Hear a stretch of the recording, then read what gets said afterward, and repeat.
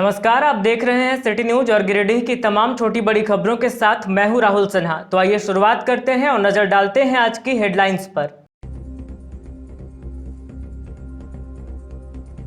दिन भर रही अधिवक्ता संघ चुनाव की गहमागहमी, शाम को आया रिजल्ट। प्रकाश सहाय ने अध्यक्ष पद पर मारी बाजी, चुन्नूकांत ने महासचिव पद पर लगाई है हैट्रिक। जीत के बाद तमाम विजेताओं और समर्थकों ने मनाया जश्न। बनियाडीह में अवैध खनन को लेकर जारी है अभियान, वरीय अधिकारियों ने लिया अभियान का जायजा, कहा आगे भी जारी रहेगी कार्रवाई। गांवा में अवैध शराब कारोबार की खबर के बाद हरकत में आई पुलिस, विभिन्न स्थानों पर मारा छापा, अवैध शराब कारोबार के कई भट्टियों को किया गया नष्ट। और मधुपुर जाने के क्रम में स्वास्थ्य मंत्री बन्ना गुप्ता कुछ देर के लिए रुके परिसदन भवन में, पार्टी नेताओं ने किया गर्मजोशी से स्वागत, कहा मधुपुर में महागठबंधन प्रत्याशी की तय है जीत।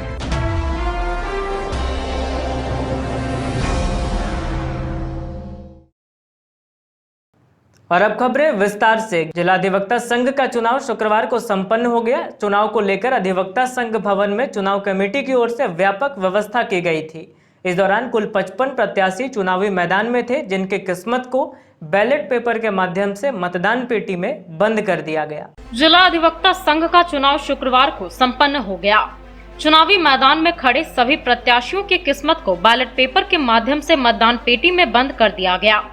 अधिवक्ता संघ भवन में मुख्य चुनाव पदाधिकारी वीरेंद्र कुमार राय, शंभुनाथ सहाय व अर्जुन महतो के अलावे कपिल देव राय, कुंदन सिंह, रियाज अहमद, श्यामदेव राय सहित अन्य सहायक चुनाव पदाधिकारी की उपस्थिति में सुबह 7:30 बजे मतदान की प्रक्रिया शुरू हुई और दोपहर के 2 बजे तक अधिवक्ता मतदान करते नजर आए। इस दौरान 680 मतदाताओं ने अपने मत का प्रयोग किया। वहीं चुनाव में विभिन्न पदों पर कुल 55 प्रत्याशी चुनावी मैदान में थे। इस क्रम में अध्यक्ष पद पर 3, उपाध्यक्ष पद पर 4, महासचिव पद के लिए 5, संयुक्त सचिव लाइब्रेरी पद के लिए 4, संयुक्त सचिव प्रशासक पद के लिए 3, कोषाध्यक्ष पद के लिए 4, संयुक्त कोषाध्यक्ष के लिए 3 प्रत्याशियों के अलावे 9 एग्जीक्यूटिव सदस्य के लिए कुल 29 प्रत्याशी चुनावी मैदान में खड़े थे। चुनाव को लेकर अधिवक्ता संघ भवन में चुनाव कमेटी की ओर से व्यापक व्यवस्था की गई थी। चुनाव स्थल पर मतदाताओं के पहचान पत्र मिलान के लिए व प्रत्याशियों के बैलेट पेपर के लिए 2 बूथ बनाए गए थे। वहीं दोनों बूथ के समकक्ष लाइन से 12-12 काउंटर बनाए गए थे, जहां मतदाता बैठकर आराम से बैलेट पेपर भर रहे थे। वहीं बैलेट पेपर जमा करने के लिए अध्यक्ष, उपाध्यक्ष, महासचिव, संयुक्त सचिव लाइब्रेरी, संयुक्त सचिव प्रशासक, कोषाध्यक्ष, संयुक्त कोषाध्यक्ष के लिए बॉक्स बनाए गए थे, जबकि 9 एग्जीक्यूटिव सदस्य के लिए 1 बॉक्स बनाए गए थे।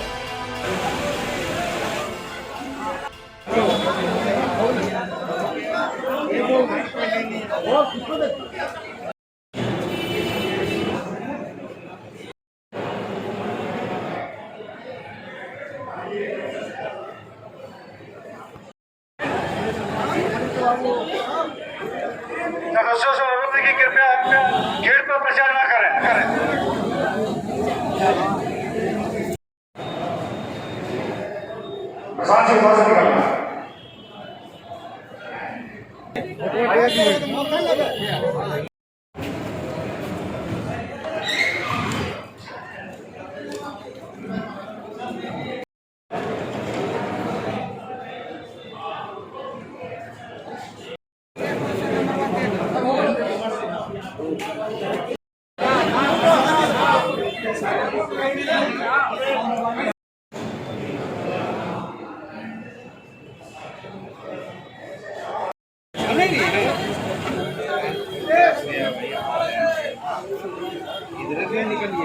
ए से आने वाले अगर कोई मतदाता साथी हैं,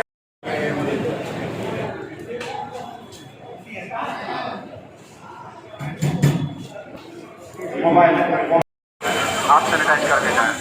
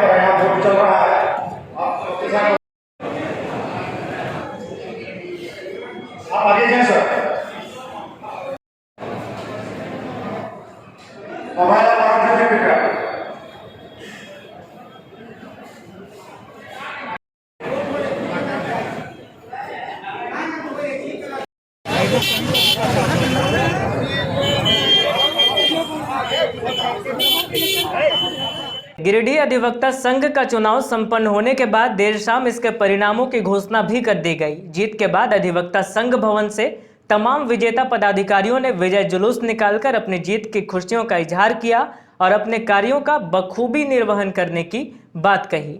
भारी गहमा गहमी के बीच शुक्रवार को गिरिडीह अधिवक्ता संघ का चुनाव संपन्न हो गया। वहीं देर शाम होते ही इसके परिणाम भी सामने आ गए। घोषित परिणाम में प्रकाश सहाय अध्यक्ष, बालगोविंद साहू उपाध्यक्ष, चुन्नूकांत महासचिव, दशरथ प्रसाद संयुक्त सचिव प्रशासनिक, शिवेंद्र कुमार सिन्हा संयुक्त सचिव लाइब्रेरी, उदय शंकर सिन्हा कोषाध्यक्ष, ज्योतिष कुमार सिन्हा उप कोषाध्यक्ष चुने गए। जीत के बाद अधिवक्ता संघ भवन से विजय जुलूस निकाला गया, जिसमें सभी ने जीत की खुशियों का इजहार किया। बता दें कि चुनाव में अध्यक्ष पद के लिए प्रकाश सहाय 420 मत प्राप्त कर अध्यक्ष घोषित किए गए। वहीं दुर्गा प्रसाद पांडे 215 वोट प्राप्त कर दूसरे स्थान पर रहे। वहीं बालगोविंद साहू 278 वोट लाकर उपाध्यक्ष बने, जबकि 205 वोट लाकर नित्यानंद प्रसाद दूसरे स्थान पर रहे। इसी तरह 403 वोट लाकर चुन्नूकांत तीसरी बार महासचिव बने, तो 196 वोट लाकर कामेश्वर प्रसाद दूसरे स्थान पर रहे। इधर 322 वोट लाकर दशरथ प्रसाद संयुक्त सचिव प्रशासनिक, 276 वोट लाकर शिवेंद्र कुमार सिन्हा संयुक्त सचिव लाइब्रेरी, 228 वोट प्राप्त कर उदय शंकर सिन्हा कोषाध्यक्ष व 314 मत लाकर ज्योतिष कुमार सिन्हा उप कोषाध्यक्ष चुने गए। जीत के बाद तमाम पदाधिकारियों ने कहा कि अधिवक्ता कल्याण के लिए ये हमेशा तत्पर रहेंगे और अधिवक्ता संघ को समृद्ध बनाने में उनकी ऊर्जा लगेगी।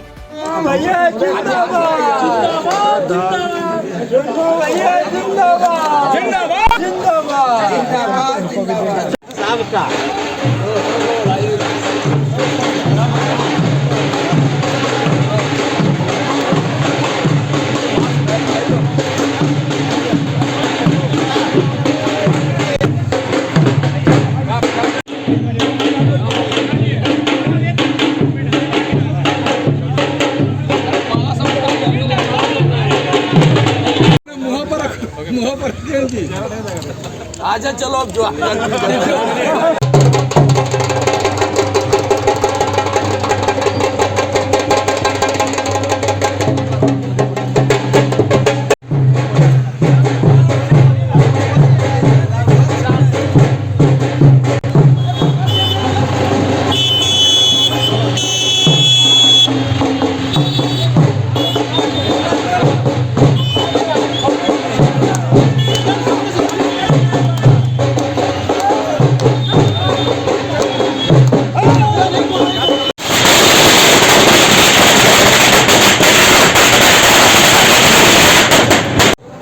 जिला के सभी अधिवक्ताओं को, चाहे हमारे वो जूनियर भाई हों, हमारे सीनियर हों, मैं सबको तहे दिल से धन्यवाद देता हूँ कि उन्होंने मुझे इस लायक समझा कि मैं बार का प्रतिनिधित्व कर सकूं।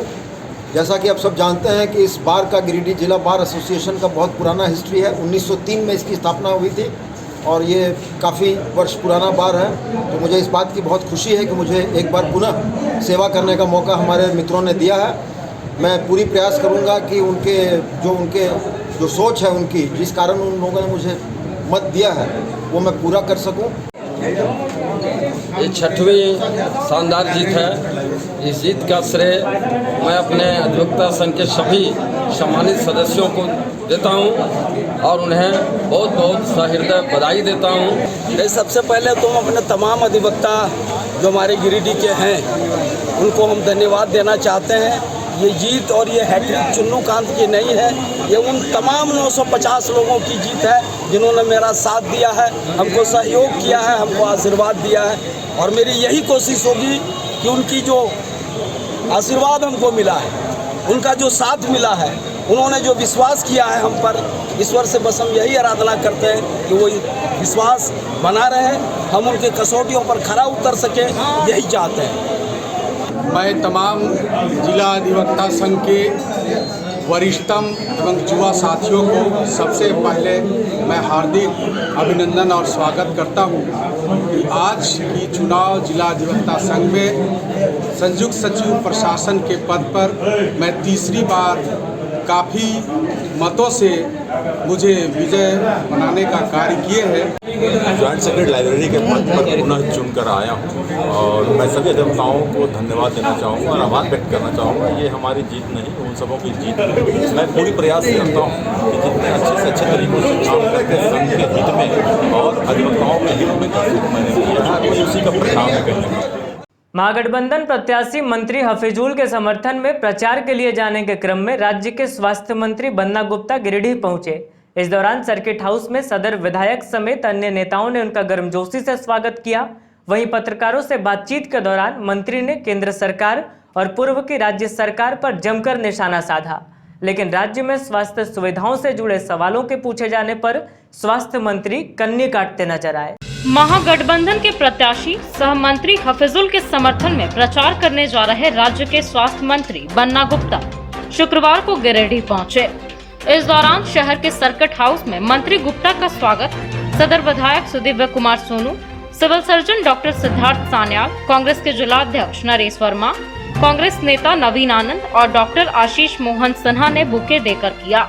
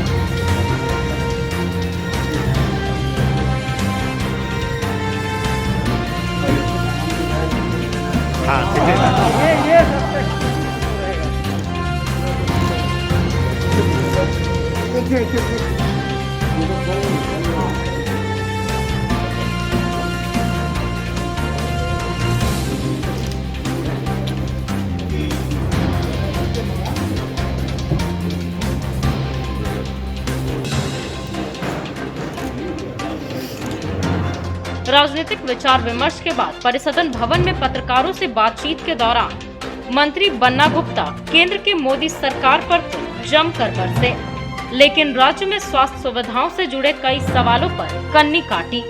वहीं कोरोना काल के दौरान पूरे सूबे में आईसीयू के कितने बेड बढ़ाए गए, इनके आंकड़े की जानकारी होने से भी स्वास्थ्य मंत्री ने हाथ खड़ा कर दिया। जाहिर है कि जब स्वास्थ्य मंत्री के पास आईसीयू बेड के बढ़े हुए आंकड़ों की जानकारी नहीं है, तो सूबे की स्वास्थ्य सुविधा कितनी ही दुरुस्त हो पाएगी, यह समझा जा सकता है। नहीं है और ना ही हम भाजपा की तरह जो है बड़बोले नेता हैं, लेकिन हम अपनी सरकार के जो काम करने के तौर तरीके हैं और जो हमारा जो है हवाई किला बनाने का इरादा नहीं है। धरातल पर रहना है, ज़मीन का काम करना है, धरती पुत्र का काम करना है और झारखंड की आवाज़ को बुलंद करना है। तो जो हमारे विजन है, जो हमारा सोच है, वो सारा क्लियर है। तो कहने का अभिप्राय है कि कहीं ना कहीं भारतीय जनता पार्टी सौतेला व्यवहार कर रही है, ऊँट के मुंह में जीरा वाली कहावत को चरितार्थ कर रही है। और पता नहीं इनके सांसदों को हमसे तो चलिए राजनीतिक बैर हो सकता है, राजनीतिक मतांतर हो सकता है, लेकिन झारखंड की जनता से क्यों ये राजनीतिक मतांतर कर रहे हैं? क्यों नहीं एक भी सांसद जो है इनका, एक भी सांसद, एक भी विधायक क्यों नहीं जाके प्रतिनिधि मंडल जाके मिलता है और जाके मिल के इनकी जो केंद्र की सरकार है उसमें दबाव बनाना चाहिए कि झारखंड के लोगों को, अभी वर्तमान में ही 83 लाख लोग हैं, तो 83 लाख इंटू 2 मतलब कम से कम 1,60,00,000 से ज़्यादा वैक्सीन की ज़रूरत है। तो हम तो वैक्सीन देने के लिए जगह जगह सेंटर हमारा बंद हो जा रहा है, क्या करेंगे? लेकिन दूसरे लोग बोल रहे हैं नहीं, कमी नहीं है।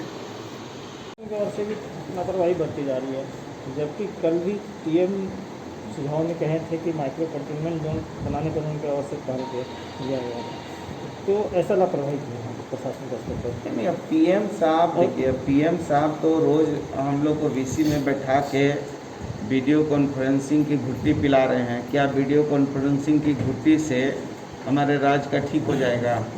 क्या हमारे राज्य का ये ताली बजा के, थाली बजा के, अगरबत्ती मोमबत्ती जलाने से ठीक हो जाएगा? हमको जो चीज़ की आवश्यकता है, हमको आवश्यकता है वेंटिलेटर की, हमको आवश्यकता है अभी ऑक्सीजन का, हमको जो है लाइसेंस नहीं दिया जा रहा है, जबकि हमारा PSA हो के रेडी पड़ा हुआ है 4 के 4 अस्पताल का। हमको जो है सुविधाएं नहीं दी जा रही हैं, हमारा जो है GST का पैसा नहीं दिया जा रहा है, हमारा जो है कोयला का रॉयल्टी नहीं दिया जा रहा, उल्टा हमारा जो है DVC का पैसा जो पूर्व की सरकार ने लूटा घसूटा वो हम लोग के माथे से काट भी लिया। पहली बार ऐसा हुआ होगा कि जनहित का पैसा को सीधे RBI से छीन लेने का काम केंद्र सरकार ने किया है। इस कोरोना काल में लगभग 1 साल का समय मिला, कितना ICU बेड आपने बढ़ाया, कितना वेंटिलेटर बढ़ाया, जिला वाइज कुछ है? जिला वाइज तो मैं आपको नहीं दे पाऊंगा।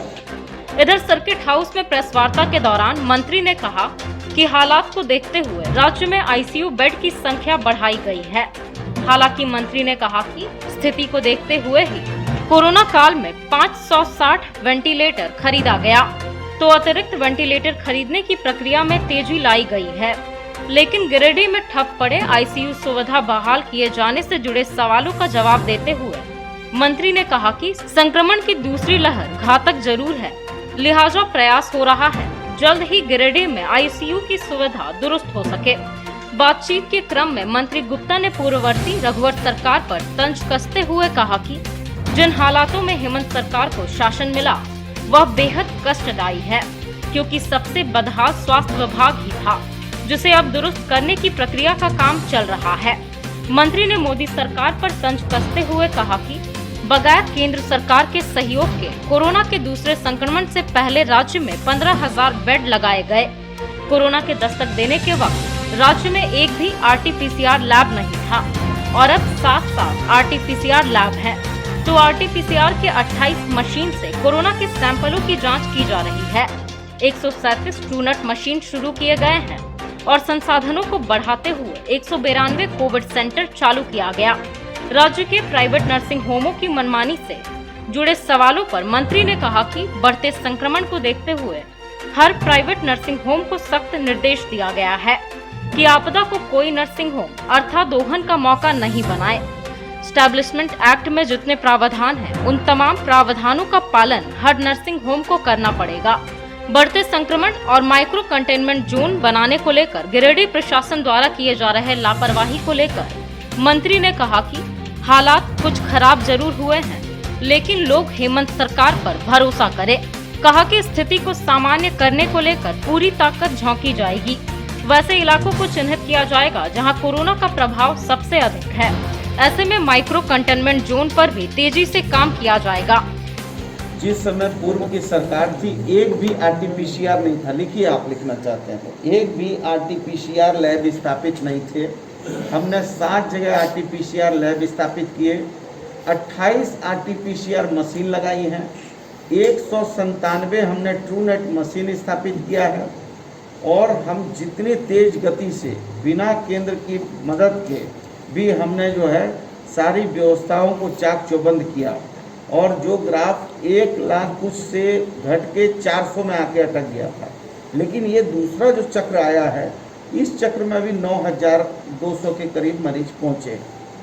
तो निश्चित तौर पर जो वेंटिलेटर की ज़रूरत है, अभी भी हम करीब 5,000 बेड बढ़ाने जा रहे हैं और वर्तमान में 160 हमारे सेंट्रल 160 हमारे ये हैं, क्या बोलते हैं उसको, हाँ कोविड सेंटर है 160 नहीं नॉट 192 हैं, 192 हैं और करीब हम 15,000 बेड बढ़ा चुके हैं। और अभी कल ही हमने सारे प्राइवेट जितने भी अस्पताल हैं उनकी भी मीटिंग की थी और उनसे हमने 3-4 चीज़ें कहा है। पहला तो ये कि क्लिनिकल इस्टेब्लिशमेंट एक्ट का अक्षरशः पालन होगा। उस एक्ट में ये साफ प्रावधान है कि आपको साफ सुथरे अक्षरों में बड़ा बड़ा डिस्प्ले करना है कि आपके अस्पताल की टैरिफ क्या है और फिर आपको अपनी वेबसाइट में सारा चीज़ को अपलोड करना है।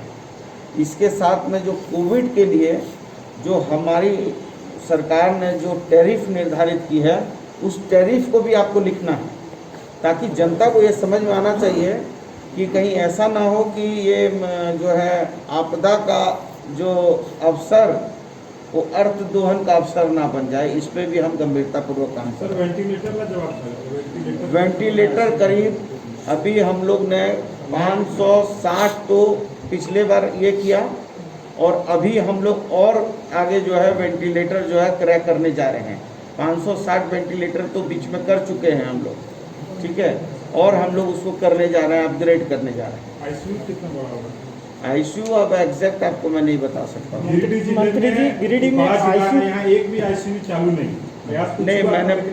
मैंने गिरिडीह में पिछले बार भी जो डीसी थे उनको ये निर्देश दिया था कि रात को दवाई की समस्या लोगों ने बताई थी मुझे, तो मैंने वो निर्देश दिया था और शायद संभवतः दवाई बिक्री चालू हो गई है, ठीक है। आप इस चीज़ को भी देखिए कि हम जब आए थे तो हमने निर्देश दिया, और हम बहुत जल्दी धनबाद के लिए, अभी धनबाद में तुरंत जो है अभी 8.5 करोड़ रुपया हमने सदर अस्पताल के लिए फिर से दिया है। इधर सर्किट हाउस पहुंचने पर स्वास्थ्य मंत्री का स्वागत कांग्रेस नेता उपेंद्र सिंह, अजय सिन्हा मंटू, प्रोफेसर मुकेश साहा, बलराम यादव, मदन विश्वकर्मा समेत काफी कांग्रेसी नेता मौजूद रहे। डीसी ऑफिस में एक बैठक कर उपायुक्त राहुल कुमार सिन्हा ने जिला स्तरीय समिति द्वारा वित्तीय वर्ष 2020-21 अंतर्गत चिकित्सा अनुदान राशि की घोषणा की। इस दौरान अनुसूचित जाति, जनजाति एवं पिछड़ी जाति से संबंधित लाभुकों के बीच जिला कल्याण पदाधिकारी द्वारा वितरित किए गए राशियों का उल्लेख किया गया। उपायुक्त राहुल सिन्हा की अध्यक्षता में जिला स्तरीय समिति द्वारा वित्तीय वर्ष 2020-21 अंतर्गत चिकित्सा अनुदान राशि की घोषणा की गई। इसको लेकर डीसी ऑफिस में बैठक संपन्न हुई। बैठक में अनुसूचित जाति, जनजाति एवं पिछड़ी जाति से संबंधित जिला कल्याण पदाधिकारी द्वारा लाभुकों के बीच वितरित किए गए राशियों का उल्लेख करते हुए बताया गया कि सभी लाभुकों के आवेदन पत्रों का सम्यक जांचोपरांत 100% लाभुकों को चिकित्सा अनुदान राशि, वैदिक सहायता अनुदान, अत्याचार से राहत अनुदान की स्वीकृति प्रदान की गई। इस बाबत उपायुक्त ने कहा कि वित्तीय वर्ष 2018-19 एवं 19-20 के विरुद्ध वित्तीय वर्ष 2020-21 में जिले के 100% लाभुकों को चिकित्सा अनुदान राशि, वैदिक सहायता अनुदान, अत्याचार से राहत अनुदान की स्वीकृति प्रदान की गई। उन्होंने बताया कि सर्वसम्मति से निर्णय लेते हुए अनुसूचित जाति, जनजाति के कुल 31 लाभुकों को अत्याचार से राहत अनुदान के रूप में कुल 15 करोड़ रुपए, वैदिक सहायता अनुदान के रूप में 13 लाभुकों के बीच 65,000 रुपए, अनुसूचित जाति, जनजाति को अत्याचार निवारण अधिनियम 1989 के तहत कुल 1 करोड़ रुपए, अनुसूचित जाति चिकित्सा अनुदान के रूप में 196 लाभुकों के बीच 16 करोड़ रुपए, अनुसूचित जनजाति चिकित्सा अनुदान के रूप में 126 लाभुकों के बीच 7 करोड़ 83 लाख रुपए तथा पिछड़ी जाति चिकित्सा अनुदान के रूप में 364 लाभुकों के बीच 30 लाख रुपए की राशि से लाभान्वित किया गया है।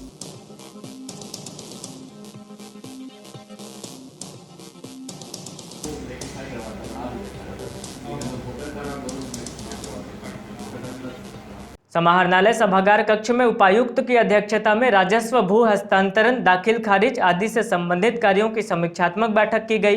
बैठक के दौरान उपायुक्त ने सभी अंचलाधिकारियों को उनके दायित्वों से अवगत कराया और कार्यों की समीक्षा करते हुए संबंधित अधिकारियों को आवश्यक दिशा निर्देश दिया। समाहरणालय के सभा कक्ष में उपायुक्त की अध्यक्षता में राजस्व, भू हस्तांतरण, दाखिल खारिज आदि से संबंधित कार्यों की समीक्षात्मक बैठक की गई। बैठक की शुरुआत करते हुए सबसे पहले उपायुक्त राहुल सिन्हा ने सभी अंचलाधिकारियों को उनके दायित्वों से अवगत कराया तथा कार्य में पारदर्शिता बरतने की सलाह के साथ कार्य क्षेत्र में बेहतर प्रदर्शन करने के लिए उन्हें शुभकामनाएं दी। उपायुक्त ने कहा कि कल्याणकारी योजनाओं से लोगों को जोड़कर उन्हें लाभान्वित करने का प्रयास होना चाहिए। आमजनों के समस्याओं का निराकरण करना हमारी प्रथम प्राथमिकता होनी चाहिए। उपायुक्त ने सरकारी भूमि एवं हस्तांतरित सरकारी भूमि पर विभिन्न विभागों से प्राप्त अधियाचनाओं एवं उनमें लंबित मामलों की विभागवार समीक्षा की तथा संबंधित अधिकारियों को आवश्यक दिशा निर्देश दिया। इस संदर्भ में अपर समाहर्ता ने बताया कि वित्तीय वर्ष 2020-21 में डुमरी अंचल अंतर्गत टेंगरा खुर्द में विद्युत शक्ति उपकेंद्र की स्थापना किया जाना है। इसी प्रकार बेंगाबाद जमुआ अंचल अंतर्गत नवडीहा, गिरिडीह अंचल अंतर्गत बदडीहा, एवं बगोदर अंचल अंतर्गत अटका मुंड्रो मौजा के 200 स्क्वायर फीट भूमि में विद्युत शक्ति उपकेंद्र की स्थापना की जानी है। साथ ही जमुआ में 3 एकड़ भूमि पर ITI बिल्डिंग का निर्माण, गिरिडीह में मल्टीपर्पज कल्चरल कॉम्प्लेक्स का निर्माण किया जाना है। इसी प्रकार महेशलुंडी मौजा में जिला उत्पाद कार्यालय भवन निर्माण किया जाना है। डुमरी अंचल अंतर्गत खोलोचुआ अकबकीटाड़ में पुलिस पिकेट का निर्माण किया जाना है। इसके अलावा बगोदर एवं जमुआ अंचल अंतर्गत 6 एकड़ में राइस मिल का निर्माण खाद्य सार्वजनिक वितरण एवं उपभोक्ता मामले विभाग तथा बगोदर में पोस्टमार्टम हाउस का निर्माण स्वास्थ्य चिकित्सा शिक्षा एवं परिवार कल्याण विभाग के द्वारा किया जाना है। इस संदर्भ में उपायुक्त ने उक्त सभी अंचलों में जमीन चिन्हितीकरण एवं कार्य योजना बनाने का निर्देश सभी संबंधित अंचलाधिकारियों को दिया। बैठक में अपर समाहर्ता, जिला कल्याण पदाधिकारी, जिला भूअर्जन पदाधिकारी, सभी संबंधित अनुमंडल पदाधिकारी, अंचलाधिकारी, गिरिडीह जिला IT प्रबंधक व अन्य संबंधित अधिकारीगण उपस्थित थे।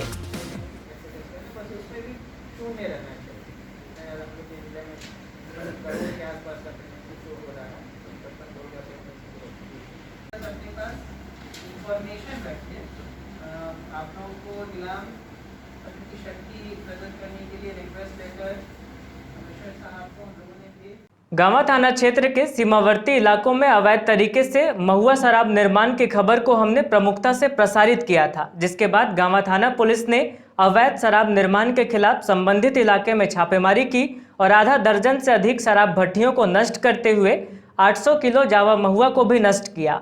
वहीं मौके से 100 लीटर निर्मित महुआ शराब को जब्त किया गया। गांवा थाना क्षेत्र के विभिन्न इलाकों में अवैध तरीके से जावा महुआ शराब निर्माण किए जाने की खबर को हमने प्रमुखता से प्रसारित किया था, जिसके बाद पुलिस हरकत में आई और शुक्रवार को सीमावर्ती क्षेत्र लोढ़ियाटाड़, गरही सांख एवं डुमरझारा में अवैध महुआ शराब निर्माण के खिलाफ छापेमारी अभियान चलाया। अभियान में उक्त जंगलों में संचालित आधे दर्जन से अधिक शराब भट्टियों को नष्ट किया गया। वहीं शराब निर्माण के लिए पानी में फुलाए जा रहे 800 किलोग्राम जावा महुआ को भी नष्ट किया गया। इस दौरान निर्मित 100 लीटर महुआ शराब को भी जब्त कर लिया गया। इस बाबत तीसरी पुलिस निरीक्षक परमेश्वर लियांगी ने बताया कि गांवा थाना प्रभारी सूरज कुमार के नेतृत्व में गांवा पुलिस द्वारा गुप्त सूचना के आधार पर छापेमारी अभियान चलाया गया और शराब भट्टियों में तोड़फोड़ की गई।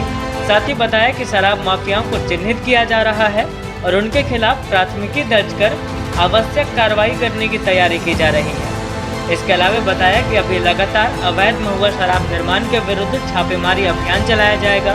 छापेमारी अभियान में गांवा थाना प्रभारी सूरज कुमार व पुलिस बल के दर्जनों जवान मौजूद थे।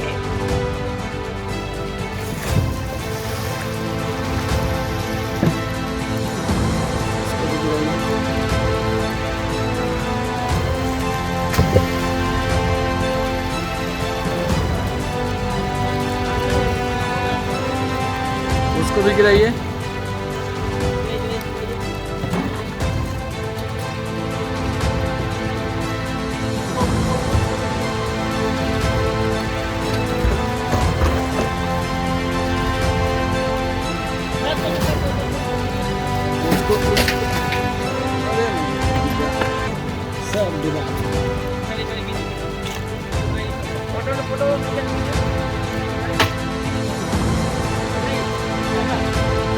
गर्म पानी का हिसाब से गिरेगा क्या?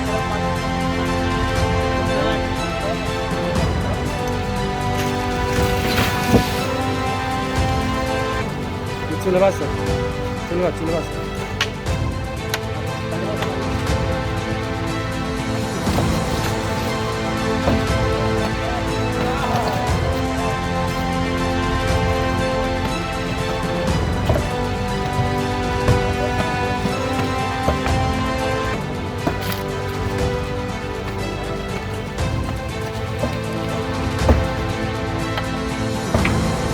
गिराइए दूसरा गिराइए।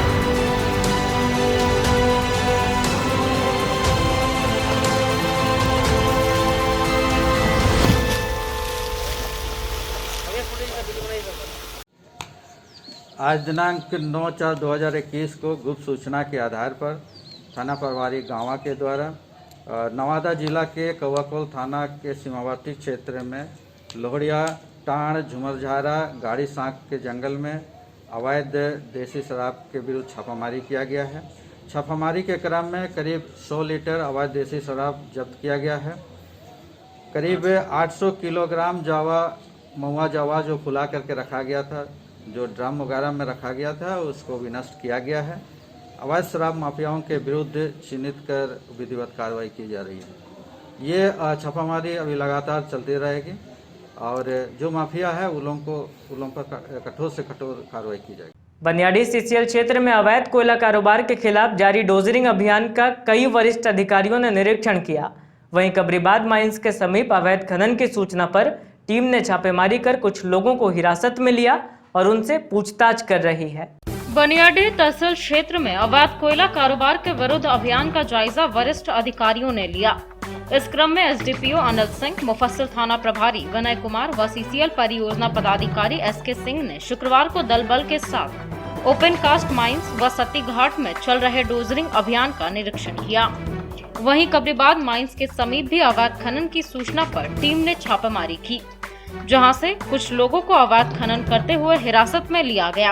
फिलहाल पुलिस उनसे पूछताछ कर रही है। इस बाबत एसडीपीओ अनिल सिंह ने बताया कि बनियाडी सीसीएल क्षेत्र में अवैध खनन एक बड़ी चुनौती पुलिस के लिए बनी हुई है। पुलिस इस दिशा में लगातार अभियान चला रही है। इस क्रम में कई गिरफ्तारियां भी हुई है और पुलिस आगे भी इस दिशा में कार्रवाई करती रहेगी।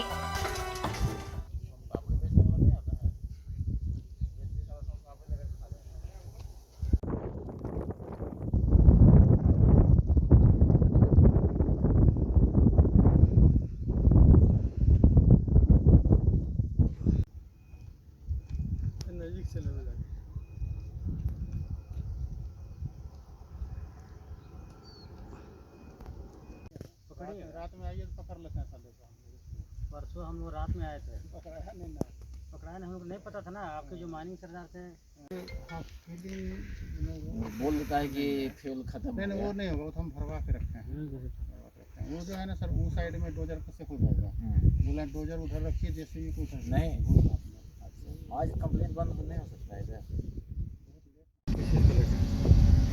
देखिए इलीगल कोल माइनिंग और उसका स्मगलिंग के खिलाफ हमारा जो अभियान है ऑपरेशन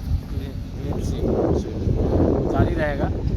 उसमें कोई लापरवाही नहीं की जाएगी और हमने पिछले 3 महीने से इस पर काफ़ी कार्रवाई की है।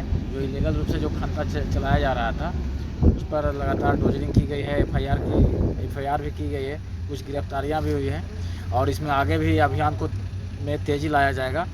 और आज सती घाट और जो पूरी सीसीएल ओपन कास्ट का जो पीछे वाला भाग है वहाँ कुछ कोयला चोरों द्वारा पुनः इलीगल माइनिंग का कार्य शुरू करने का प्रयास किया गया है, जिसे मतलब फिलिंग किया जा रहा है और ये कार्रवाई आगे भी चलती रहेगी। किसी को भी कोई छूट नहीं दी जाएगी। कोरोना के बढ़ते संक्रमण को देखते हुए राज्य सरकार द्वारा दिए गए निर्देश के बाद जिला प्रशासन द्वारा शहरी क्षेत्र में फ्लैग मार्च किया गया। इस दौरान शहर के मुख्य मार्गों पर पैदल गश्ती करते हुए रात 8 बजे के बाद खुली दुकानों के दुकानदारों को सख्त हिदायत देते हुए सरकार द्वारा जारी गाइडलाइंस का कड़ाई से पालन करने का निर्देश दिया गया। शहरी क्षेत्र में जिला प्रशासन व पुलिस प्रशासन ने फ्लैग मार्च निकाला और कोरोना को लेकर अलर्ट जारी किया।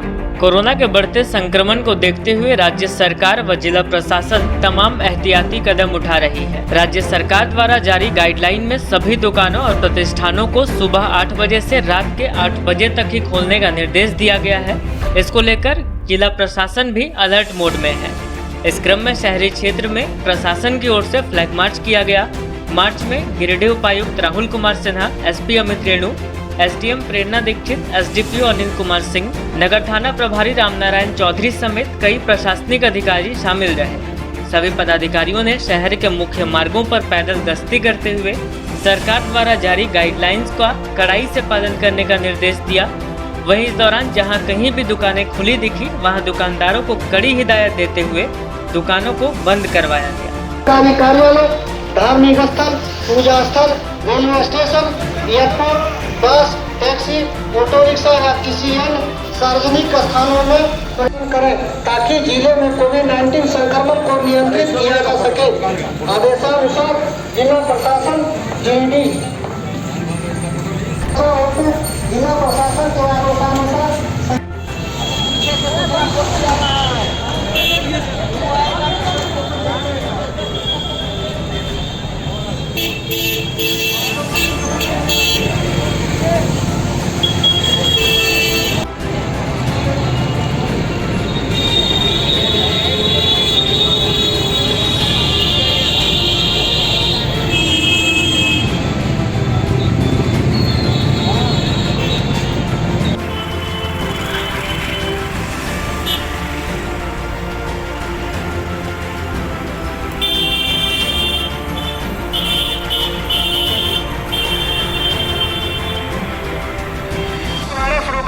बचाव हेतु जिला प्रशासन के आदेशानुसार संक्रमण की गंभीरता को देखते हुए दिनांक 8/4/2021 से 30/4/2021 तक संपूर्ण जिले में सभी प्रकार के कार्यक्रमों के आयोजन पर रोक लगाई गई है।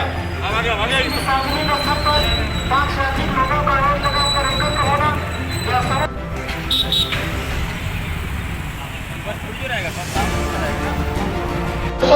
जिला प्रशासन दिल्ली आवश्यक सूची सार्वजनिक स्थल पर 5 से अधिक किंग नहीं दिखाना है ना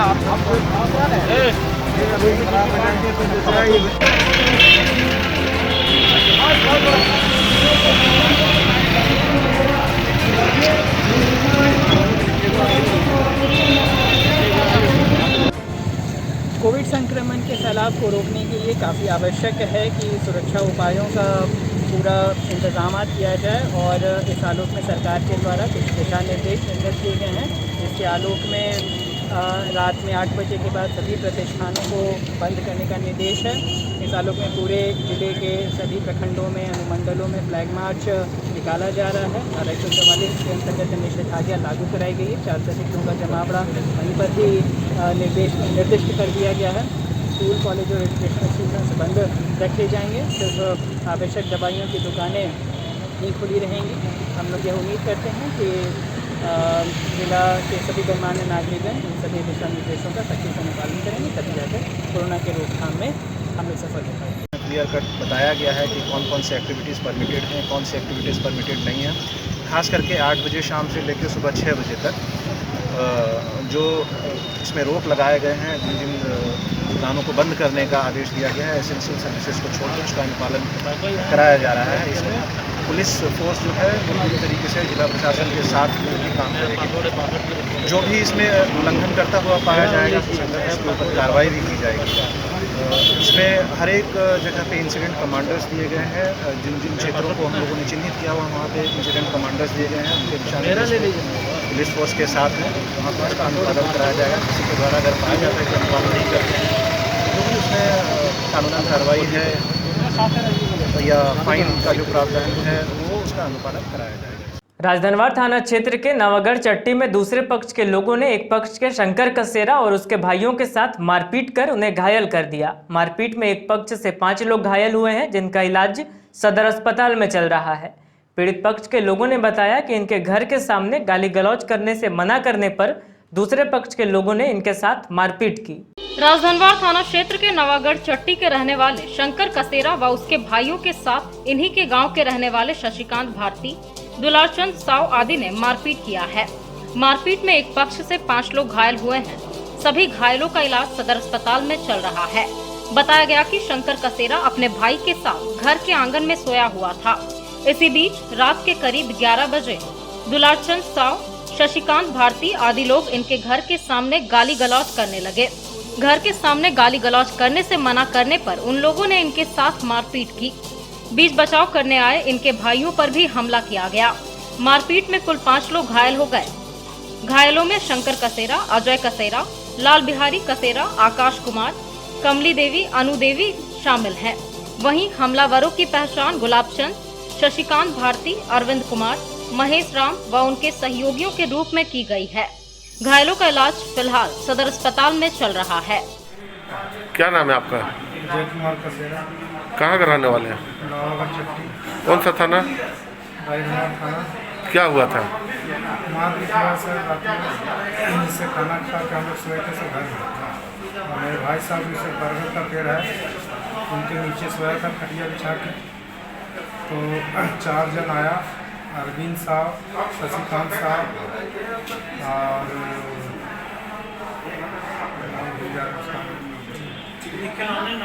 गणेश था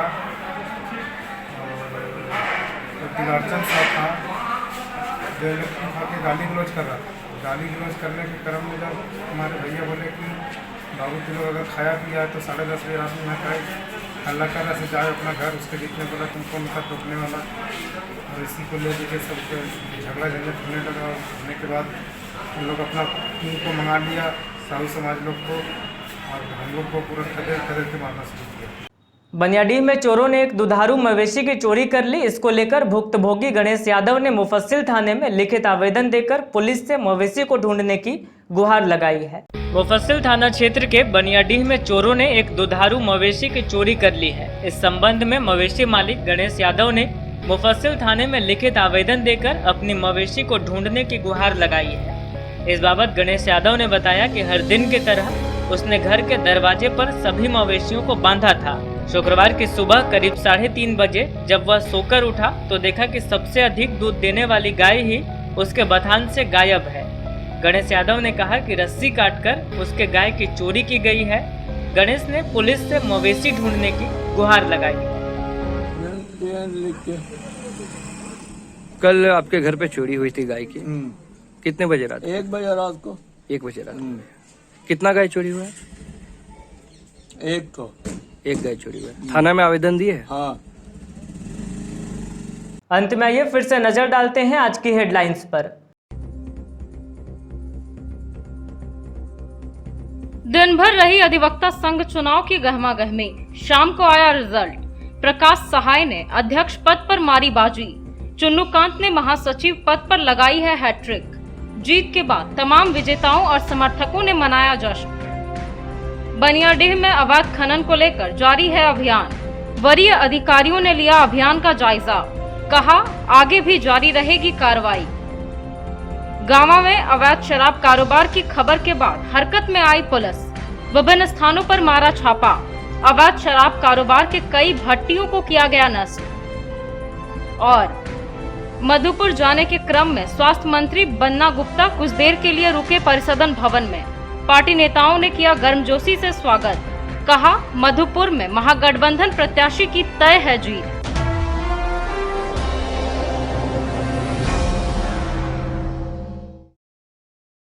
तो आज के अंक में बस इतना ही। अगले अंक में फिर होगी मुलाकात कुछ अन्य खबरों के साथ। तब तक दीजिए हमें और हमारी पूरी टीम को इजाजत। नमस्कार।